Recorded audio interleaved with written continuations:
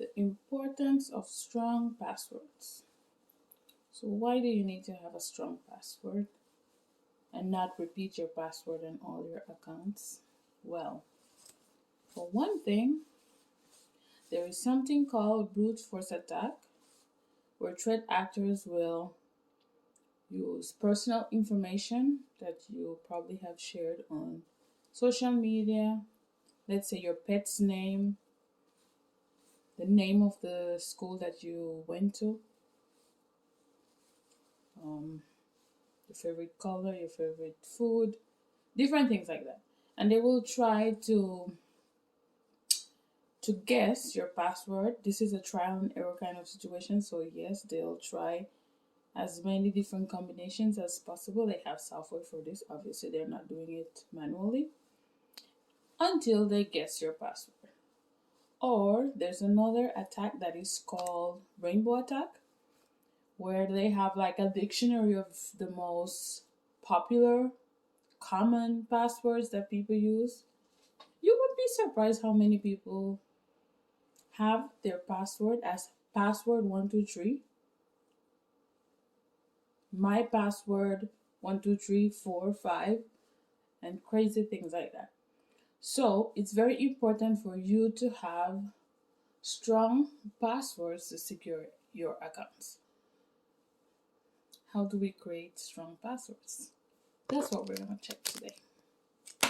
It's very easy, you know.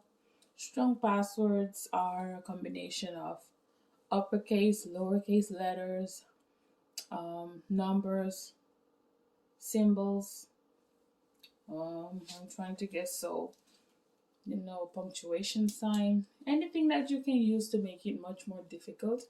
Because the stronger your password is, including all the things that I just mentioned, it makes it like 6 times more difficult for threat actors to guess your password.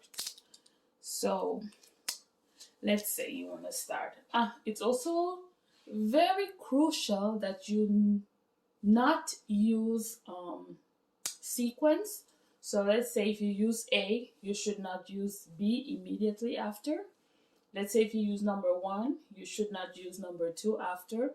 Or Y, X, Y, Z, A, B, C.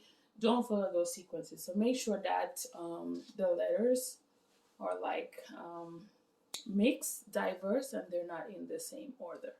So let's try to create a strong password together. Normally the password should be between 8 and 16 digits. So let's create one. So let's say we're gonna start with not a common letter to say, because I don't think many people start their password with this, but maybe I'm wrong. So let's start out. So let's say we have F, an uppercase F. I don't know if it's too bright, you can see, because I have fine markers today. F. We could use, let's say, lowercase j. Immediately after, we could use, let's say, the dollar sign. Then after that, we could use, let's say, a number. So put 9. We could use, let's say, the exclamation sign.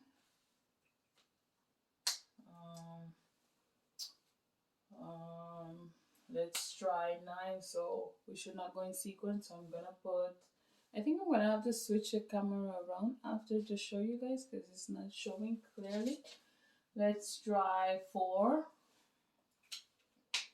And you keep going like that until you create like random passwords that have nothing to do with your life personally. Because if you're using your name or your kids' names or different things like that, then it's much more likely for them to guess your password. Because at some point you will probably end up sharing this kind of information, personally identifiable information. So it's better that you create a password that doesn't necessarily relate to you in any way, just random. I personally call them nonsense password because they are not related to me in any ways. Okay, so I have F, uppercase F, J, the dollar sign, 9, exclamation mark, 4. I could add, let's say, a a lowercase s. Let's see, probably a y, uppercase y. Let's try maybe let's try the number 6. 2, 4, 6, 8, 9. Let's go for 10. And I could end with, let's say, the at. And this would be a very strong password because it wouldn't be very easy to guess. So give me a moment. Let me see if I can. So this is what I was writing. This is basically an example of a strong password. If you notice, it doesn't include any personally identifiable information and you just use random digit, different numbers. Please don't use this exact password that I'm showing you. It's just an example of how you can diversify your passwords to make them more difficult for threat actors to guess. So please don't write down this one and use it on your account because this will be on the internet. So that wouldn't be a good idea, right? So make sure that you get at least 4 of these nonsense passwords that are not related to you and that don't include any of your personally identifiable information. And this will definitely help to make your accounts much more stronger. And obviously, it's very difficult to remember this password. So you have to make sure that you jot them down. You have, let's say, a password manager if you prefer to use applications for that. Or you can get a simple notebook and just jot them down. I would prefer you to buy my notebook, but if you don't, just make sure that you jot down your passwords somewhere, keep them safe. Wherever you keep your important documents and files, keep it there. And just make sure that you have good control over your accounts. The password is the first step to being cyber smart. So once you have a strong password, now you have to set up two-factor authentication or multi-factor authentication. I also have videos on the internet on my YouTube channel as well, how to set up two-factor authentication on Facebook, Instagram, TikTok, and Gmail account. So you can also check out those videos, but remember, it's our obligations to stay safe and to protect ourselves and, well, our family, our job. You know, it's a collective effort. So make sure that you create at least 4 nonsense passwords so you have them to use. Diversify them. Don't repeat your passwords on all your accounts because in case one of your accounts get like hacked, then they won't be able to enter all your different accounts with the same password that you use.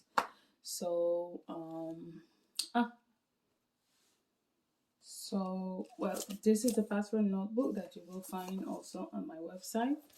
I mean, the quality is very good, so if you jot these down, you know that it's gonna be long lasting. I know it's huge, but it's not only for your password, it's also for you to keep like control of your accounts. You know, many like maybe not social media accounts, but there are other accounts that you do. Let's say you have to do something with the government, taxes and stuff like that, and they ask like for security questions. That's also important so that you can remember the answers that you put to your security question. So it's like a lot of pages, I mean, just for password, but you can definitely like, it's just to help you to organize your life so you can keep everything in one place. Like if you need information, you can look for it.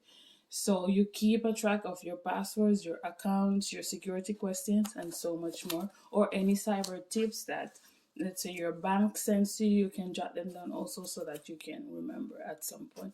Or different steps of how to keep yourself secure, your devices secure as well, and what you can do in case you experience any type of cyber breach. So you can get this password also on my notebook. And yep, thank you for watching.